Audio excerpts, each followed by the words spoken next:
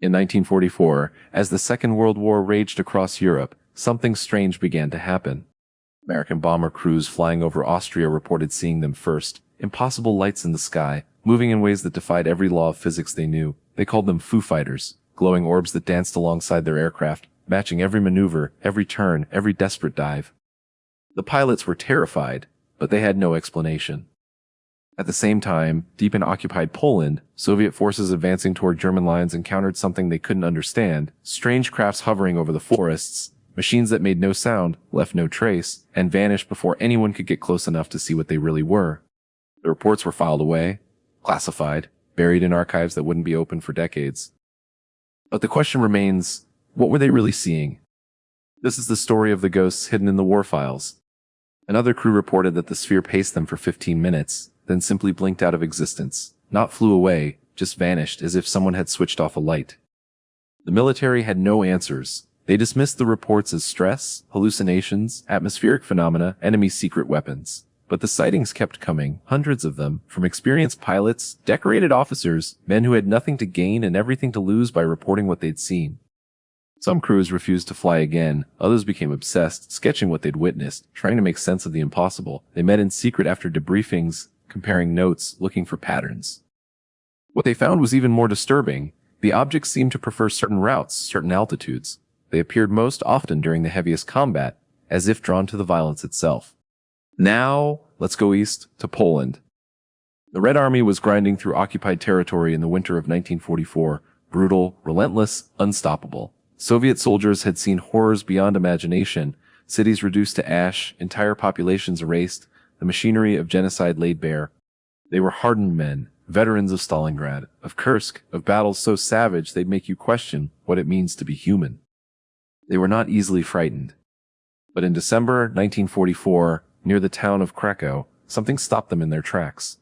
A Soviet reconnaissance unit, led by Captain Mikhail Volkov, was conducting a night patrol through a dense forest. The temperature was 15 degrees below zero, the kind of cold that makes your lungs burn with every breath. At approximately 0300 hours, they saw it. A large metallic object hovering above the tree line, perfectly silent, glowing with a soft blue light. It was disc-shaped, maybe 30 meters across, with no visible means of propulsion, no wings, no engines. Volkov ordered his men to take defensive positions. They raised their weapons, waiting for something to happen. But the object just hovered, completely still, completely silent, for what felt like an eternity. Then, without warning, it shot straight up into the clouds at a speed no aircraft at the time could match. Volkov later estimated it accelerated from 0 to supersonic in less than 2 seconds. The soldiers stood there in the snow, stunned, confused, some of them crossing themselves despite years of Soviet atheist indoctrination. Volkov was ordered to investigate, but when they reached the location at first light, there was nothing. No wreckage, no landing gear marks, no evidence it had ever been there. Except the trees beneath where it hovered were scorched. The bark was blackened, the branches twisted, and the ground, in the middle of a Polish winter, was warm to the touch. Snow had melted in a perfect circle, 20 meters wide. The report was sent up the chain of command, stamped classified, and like so many others, it disappeared into the Soviet archives, never to be discussed again. But Volkov never forgot. Decades later, after the fall of the Soviet Union, he gave an interview to a Russian journalist. He was in his 80s by then, a decorated war hero with nothing to prove. He said, "I've seen men die in every way imaginable. I've seen cities burn. I've seen things that would break most people, but that night in Poland, that's the only time in my life I felt truly afraid of something I couldn't understand." So what were these things? The easiest explanation, the one most historians prefer, is that they were secret Nazi weapons. Germany was developing incredible technology at the end of the war: jet aircraft, V-2 rockets, weapons systems that seemed like science fiction. The Nazis had research facilities across Austria and occupied territories, underground laboratories, experimental airfields, scientists working around the clock to create a wonder weapon that might turn the tide of the war. But here's the problem with that theory. The Foo Fighters didn't behave like weapons. They didn't attack. They didn't explode. They didn't engage in any hostile action whatsoever. They just watched. And the objects reported by Soviet forces, they moved in ways that even modern aircraft can't replicate. Instant acceleration, vertical climbs at impossible speeds, complete silence, no sonic boom, no engine noise, nothing. If the Nazis had that kind of technology, why didn't they use it? Why lose the war? Why let your country be destroyed? Why let millions die when you have machines that can dominate the skies? It doesn't make sense. Some researchers believe these weren't weapons at all. They were reconnaissance. But reconnaissance for whom? The Allies controlled the skies by 1944. Germany was in retreat on every front. Others suggest it was experimental technology that wasn't ready for deployment, prototypes being tested in combat conditions. But again, why test it and then never use it? The Nazi explanation falls apart under scrutiny, which means we have to consider other possibilities. There's another layer to this story, one that's even stranger. In 2003, a researcher named Dr. Elena Marquez was working in the National Archives in Washington, going through newly declassified documents from World War II. She was looking for information about aerial combat tactics, routine military history research. What she found was anything but routine. Buried in a file marked Unexplained Aerial Phenomena, stamped Classified, until 1997, was a report from American intelligence dated June 1945. It contained interrogation transcripts from German Luftwaffe officers captured after the war.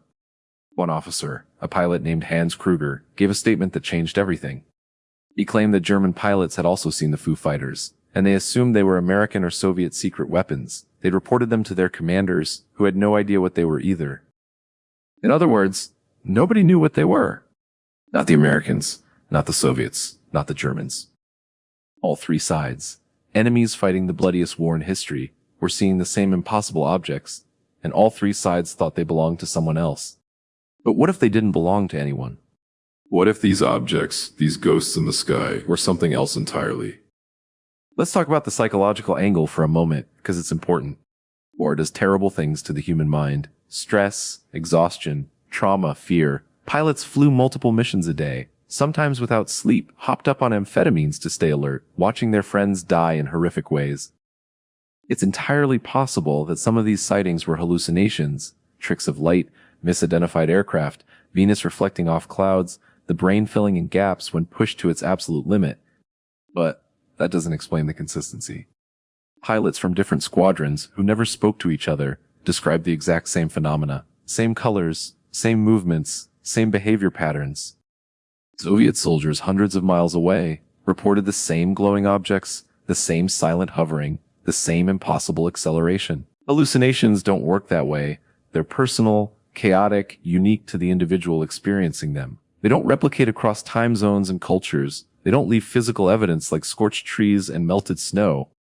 These reports, they matched. And that's what makes them so difficult to dismiss. There's also the radar evidence, something most people don't know about.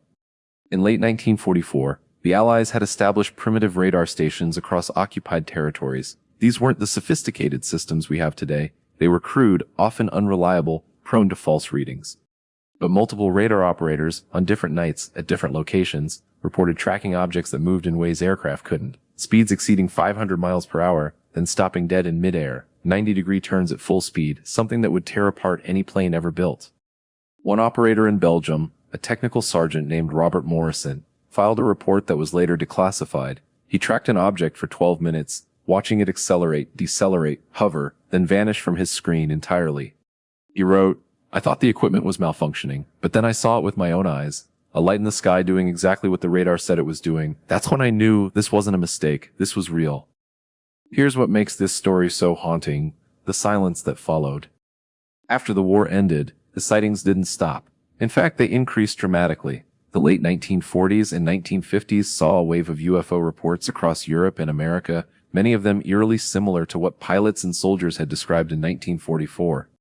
But by then, the Cold War had begun, and anything strange in the sky became a matter of national security, something to be hidden, not investigated, something that could cause panic, or worse, be used as propaganda by the enemy.